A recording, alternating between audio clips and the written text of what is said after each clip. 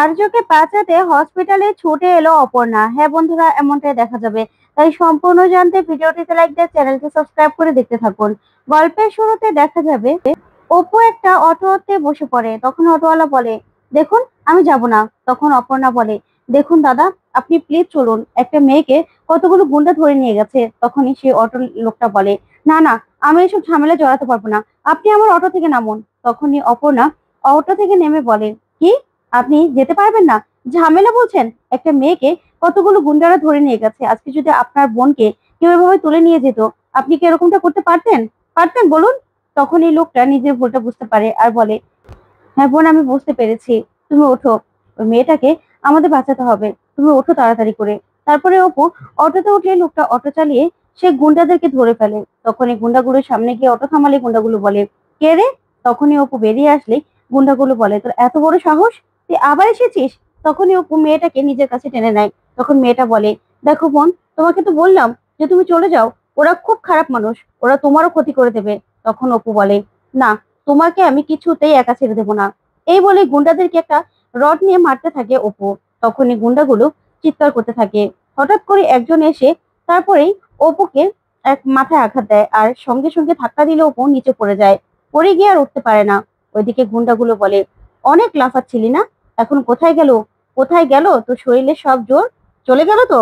আমি হলাম পুরুষ, আমার সঙ্গে তুই পেরে উঠবি না। এই বলেই খুব হাসতে থাকে সে ছেলেটা। ওইদিকে দেখা যাবে আর্য আর্য মনে মনে ভাবে, আমার অবস্থা ক্রমশ খারাপ হয়ে যাচ্ছে। কিন্তু অপর্ণা, তোমার বাবা মাকে আমি কথা দিয়েছিলাম, তোমাকে আমি উদ্ধার করব। সেই কথা আমি রাখতে পারলাম না। এখন যদি আমাকে মেঘরাজ মেরেও ফেলে, তারপরেও আমার কিছু করার নেই। তারপরেও আমি এটা তোমাকে বলতে পারিনি যে আমি তোমাকে ভালোবাসি। কিন্তু আমি জানি আমি তোমাকে খুব ভালোবাসি অপর্ণা। তুমি এটাই তো শুনতে চেয়েছিলে। কিন্তু এই কথাটা আমার আর হয়তোবা কোনোদিনও বলা হবে না, বা বলা হলোও না। তুমি জানবে এটা, যে আমি তোমাকে খুব ভালোবাসি অপর্ণা, খুব ভালোবাসি। তখনই বিড়বিড় করতে থাকলে মেঘরাজ বলে, কিরে, কি বিড়বিড় করছিস? কি বলছিস তুই? কি বলছিস বল? তখনই আর্য বলে, আমাকে যেতে হবে, যেতে হবে আমাকে। এই বলে উঠে যেতে লাগলেই তখনই মেঘরাজের একটা লোক এসে আর্যর মাথায় বাড়ি দেয়। তখনই আর্য সঙ্গে সঙ্গে বসে পড়ে। তখন মেঘরাজ বলে, এটাতে কি করলি? কি করলি তুই? তুই ওকে মারলি কেন? এখন যদি ও মরে যায়, মরে যায় যদি? তখনই মেঘরাজের লোক বলে, স্যার, আমি তো ভেবেছিলাম আপনাকে যদি আবার মারে। তখনই মেঘরাজ বলে, কি করলি এটা? এখন যদি ও মরে যায়, ও তো হসপিটাল থেকে উঠে এসেছিল, তাহলে এভাবে তো ওকে আমি মারতে চাইনি, মারতে চাইনি আমি। তখনই কিঙ্কর তার দলবল নিয়ে সেখানে পৌঁছয় আর বলে, মেঘরাজ তুই কোথায়? তখন মেঘরাজ বলে, ওই তো, ওই তো আবার চলে এসেছে কিঙ্কর। ওইদিকে দেখা যাবে অপর্ণার মা আর বাবা হসপিটালে ঠাকুরের কাছে প্রার্থনা করতে থাকে নিজের মেয়ের জন্য। তখন মীরা বলে, দেখো, নিজের মেয়ের জন্য প্রার্থনা করছে, অথচ আর্য যে বেরিয়ে গেল সেটার আর কোনো খবর নেই। আর্য এই শরীর নিয়ে বেরিয়ে পড়লো, আমার তো খুব চিন্তা হচ্ছে। তখন অর্ক বলে, চিন্তা করো না, দাদা আছে তো ওখানে। তখন মীরা বলে, কিন্তু আর্য এই শরীর নিয়ে বেরিয়ে গেল, এখন এখন কি হবে? তখনই দেখা যাবে আর্যর মা অর্ককে বলে, অর্ক, তুমি একটা আর্যকে ফোন করো। তখন অর্ক আর্যকে ফোন করতে থাকে, কিন্তু ফোনটা কিছুতেই ধরতে পারে না আর্য। এদিকে তখনই রাজলক্ষ্মী বলে, এবার তুমি কিঙ্করকে ফোন করো। তখনই অর্ক কিঙ্করকেও ফোন করে, কিন্তু কিঙ্করের ফোনেও কিছুতেই লাইন পায় না। তখনই দেখা যাবে অপুর বাবা আর মা বলে, না, এবার আমাদেরকে পুলিশের কাছে যেতেই হবে। আমরা আর এখানে বসে থাকতে পারবো না, অন্যের ভরসায় থেকে মেয়েকে হারাতে পারবো না। এখন আমাদেরকে পুলিশের কাছে যেতেই হবে। তখনই আর্যর মা বলে, দাঁড়ান, আমিও আপনাদের সঙ্গে যাব। অনেকটা দেরি হয়ে গেছে, ঠিক আছে, তারপরে এখন আমি যাব। তখন অর্ক বলে, মা, আমিও তোমাদের সঙ্গে যাব। তখন রাজলক্ষ্মী বলে, না না অর্ক, এতগুলো মানুষ থানায় গিয়ে আমরা কি করব? আমরা যাচ্ছি তো, তুমি থাকো না। তখন অর্ক বলে, না মা, আমি যাব, আমি তোমাদেরকে একা ছাড়বো না, আমিও যেতে চাই। তখনই আর্যর মা বলে, ঠিক আছে চলো। এই বলেই অর্ক, তারপরে আর্যর মা আর অপুর মা বাবা একসঙ্গে থানায় চলে যায়। ওইদিকে দেখা যাবে অপুকে অপুকে গুন্ডাগুলো বলে, কি, এখন আর উঠে দাঁড়াতে পারবি? এখন আর কিচ্ছু করতে পারবি না। একবার তো ছেড়ে দিয়েছিলাম, কিন্তু তুই কথা শুনিসনি। এবার তোকেও আমাদের সঙ্গে যেতে হবে। এই বলেই অপুর সামনে গিয়ে একটা গুন্ডা বসে আর বলে, কি, এখন ভয় করছে তো? তখনই অপু আবারও হাতে লাঠিটা নিয়ে নেয় আর ইচ্ছে মতো গুন্ডাদেরকে মারতে থাকে। তখন গুন্ডা তিনটা নিচে পড়ে কাতরাতে থাকে। তখনই অপু মেয়েটাকে বলে, চলো, এখনই আমাদেরকে থানায় যেতে হবে, চলো। তখন মেয়েটা বলে, না বোন, ওদের অনেক ক্ষমতা, ওরা তো আবার থানা থেকে বেরিয়ে তারপর আবার এরকমই করবে। তখন অপু বলে, আমরা এরকম ওদের জন্য কোনো কমপ্লেন করি না বলেই ওরা এতটা পার পেরেছে। এবার ওদেরকে শিক্ষা দিতে হবে, চলো তুমি আমার সঙ্গে। এই বলেই দেখা যাবে অপু মেয়েটাকে নিয়ে অটো করে চলে যায়। ওদিকে দেখা যাবে কিঙ্কর মেঘরাজের ডেরায় পৌঁছে যায়। তখন মেঘরাজ বলে, ওই তো কিঙ্কর চলে এসেছে। তারপরে কিঙ্করের লোকেরা মেঘরাজের লোকদেরকে মারতে থাকে। তখন কিঙ্কর আর্যকে দেখেই মেঘরাজের গলা টিপে ধরে আর বলে, তোকে আমি আজকে ছাড়বো না। ওকে কি করেছিস, কি করেছিস তুই? তখনই মেঘরাজের একটা লোক এসে কিঙ্করের মাথায় মারে আর সঙ্গে সঙ্গে লাইট অফ করে সেখান থেকে মেঘরাজ পালিয়ে যায় ওর লোকদেরকে নিয়ে। তখনই কিঙ্কর বলে, আর্য, আর্য তোর এই অবস্থা কেন? আর্য। তখনই কিঙ্কর নিজের লোকদেরকে নিয়ে আর্যকে সেখান থেকে সঙ্গে সঙ্গে বের করে নিয়ে যায়। ওইদিকে দেখা যাবে অপুর মা বাবা আর আর্যর মা আর অর্ক মিলে থানায় যায়। তখন থানায় গিয়ে বলে, স্যার আমার মেয়েটাকে খুঁজে দিন, আমার মেয়েটা সে সন্ধ্যাবেলা বেরিয়েছে, এখনো বাড়ি ফিরেনি। তখনই অফিসার বলে, দেখুন আপনার মেয়েকে খুঁজে দিন বললেই তো খুঁজে দেওয়া যায় না, তার জন্য মিসিং ডায়েরি করতে হবে।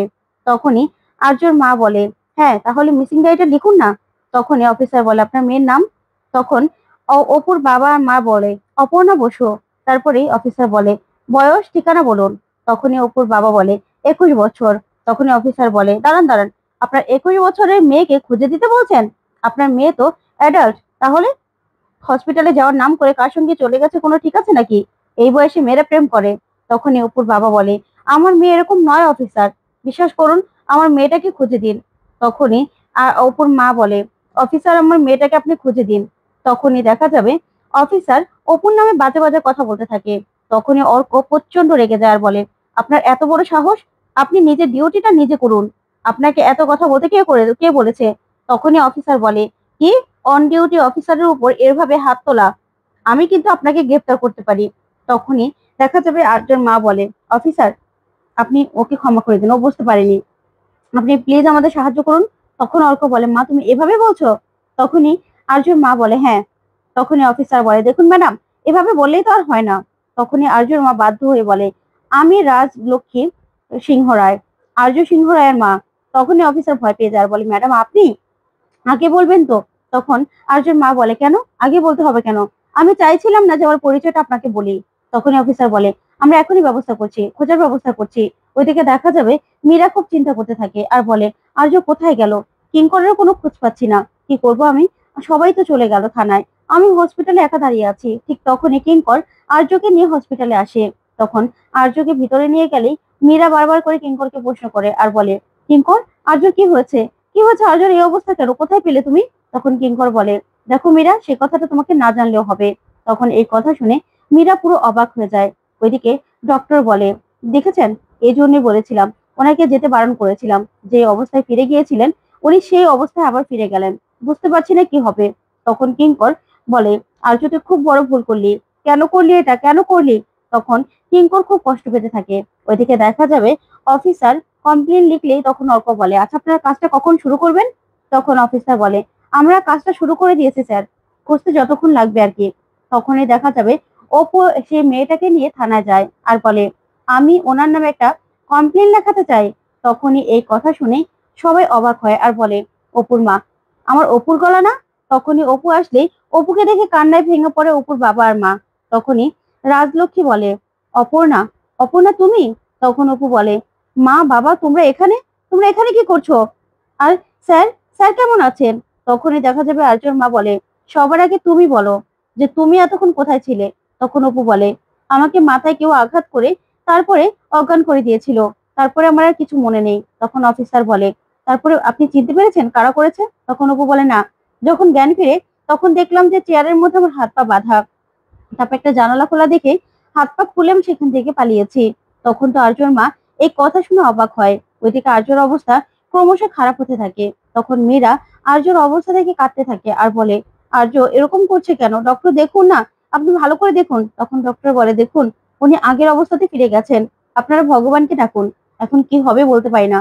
তখন কিঙ্কর বলে, আমি জানি না অফিসার, আপনি ওকে বাঁচাবেন, ওকে আপনাকে বাঁচাতেই হবে, যে করি হোক। তখন এই বলে কিঙ্কর খুব কষ্ট পেতে থাকে আর কাঁদতে থাকে। তো বন্ধুরা, অপু কি পারবে আর্যকে বাঁচাতে? তোমাদের কি মনে হয় কমেন্ট করে জানাও। ধন্যবাদ।